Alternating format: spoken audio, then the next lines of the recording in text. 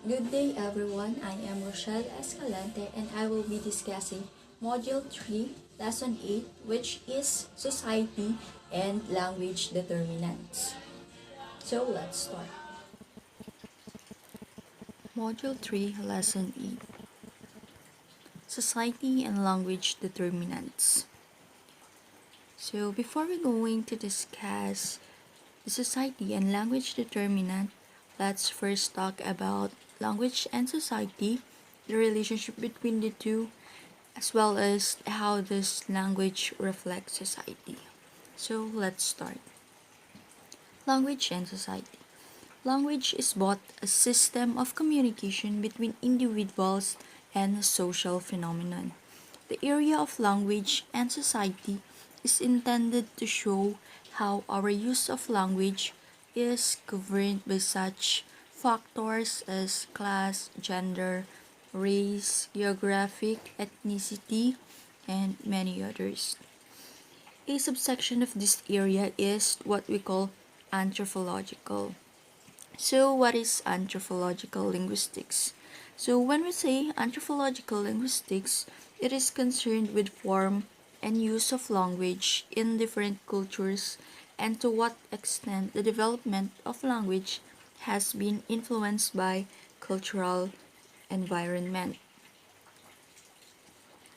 Language is not a passive medium of communication.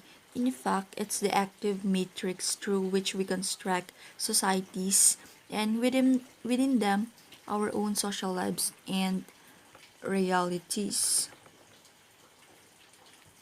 Language is one of the things that set us humans apart from other living beings. Without a language, we humans could not accomplish the feats of communication that we do in everyday speaking.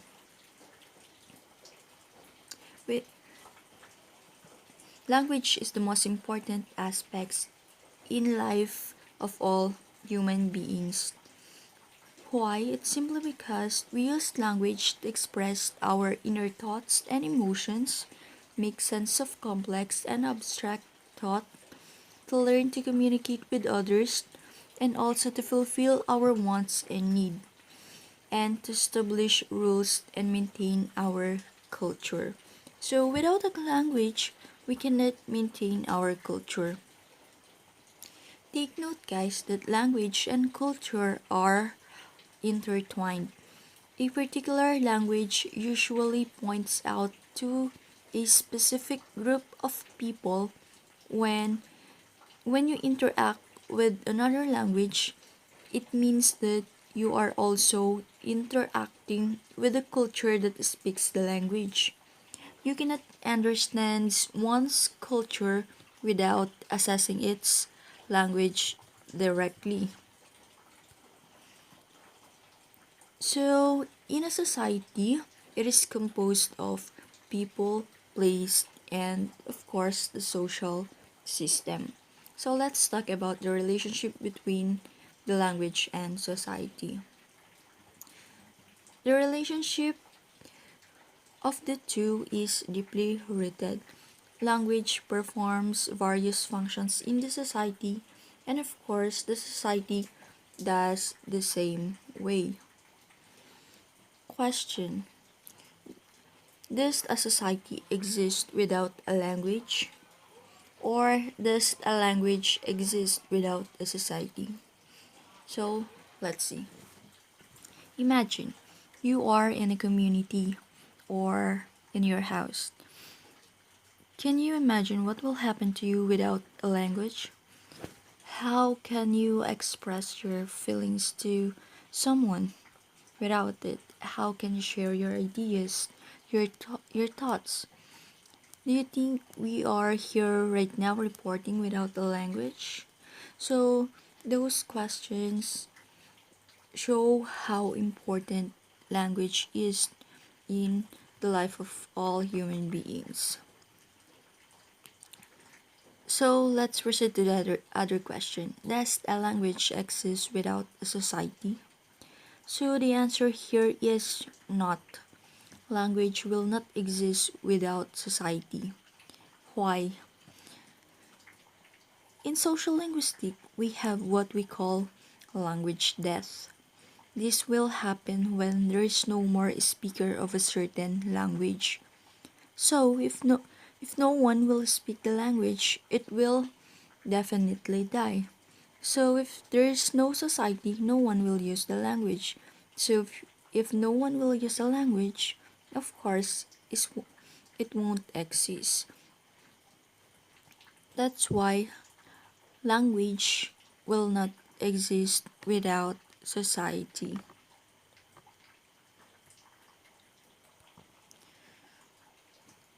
So, how does language reflect society? Language is a reflection of a society's culture and its perception of the world. It replaces it relays information. It demonstrates how a certain language society takes in, processes, evaluates, and conveys that information. Just like what I mentioned a while back, you cannot understand one's culture without assessing its language. So, by the way, a person is speak, you can easily determine where society or she belong. That's That's why language also reflects the society. Language is also considered as representation of a certain country. Why? It's simply because once you heard someone speak, you can determine where place she came from without looking at his physical appearance. Like for instance, to a Korean or talking at your back, you can easily determine that they are from Korea because of the language they use and of course the way they speak. That's why we also consider language as a representation of a society or lang or a certain location. So let's now move on to society and language determinants. In every society there are factors that determine language use, and these are gender, age, and geographic or the location. So the determinants of language used in a society are the factors that determine acceptable linguistic forms in a given society. The language in use in some situations is not appropriate in some others. It is made possible through the basis requirements in a given society. So we need to be careful about our language use because it may not be appropriate to some others. In terms of age, we are surrounded by children at home or anywhere, and of course, those children are innocent. They are not yet aware about what is right or what easily adopt what they heard without understanding its meaning. If you notice, guys, there are children who already know how to say bad words at early age. They are just actually adopt it from adult. That's why we need to be careful about our language use. Okay, in terms of gender, there are language or topics that can only understood by a woman, vice versa, and there are also topics or language that are only intended for men. In terms of geographic or location, there are certain words that is similar when it comes to pronunciation and spelling, but it differs in meaning. Like for instance, you decided to go to Manila and you both sitaw. You spoke Ilocano. So the term sitaw in Ilocano is something not good to hear for those people who doesn't know how to speak Ilocano or those who have Tagalog as their first language. So, of course, it will cause conflict between you and the seller. That's why the language in use in some situations is not appropriate in some others. There is language use required also in a certain situation of professional touch. In certain situations requiring professional touch or vocational appeal, there are linguistic requirements for such situations. Like for example, in a school environment or school setting. So the teacher should be careful in his language use. Why? Because a teacher is surrounded by many students. And these students has a big respect to the teachers. They believe that everything the teacher tells them are correct because it is a teacher and it can easily adopt by the students or the learner. So once that you shared something that is not correct, of course it will cause conflict because once the one student shared it to others, it will also the others will also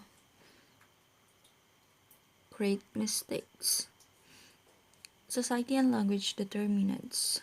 So in social life, including language use is governed by norms, socially shared concepts of appropriate and expected behavior. The most basic of these concepts are acquired in early childhood through socialization. So our language, we adopt it through socialization when we are still young or when we are a child. So if you notice, did, did, did someone teach you on how to speak or you just learn your language from your environment? Of course, we just learn it from our environment through socialization. Language norms. The language norms adopted are the ones of everyday spoken language. So compared to the prescriptive norms of standardized language, these uncodified norms are perhaps less conscious, yet more natural. They are more numerous, acquired earlier in life, and mastered by all native speakers. So Labov 1972 stressed the importance of these naturally occurring norms for linguistic description. He both encouraged to take the norms of the vernacular as the basis of grammatical description, as well as to discuss more truly the nature of language norms. And norms are inherently social. So that's the end of my report. Thank you for listening. God bless and keep safe.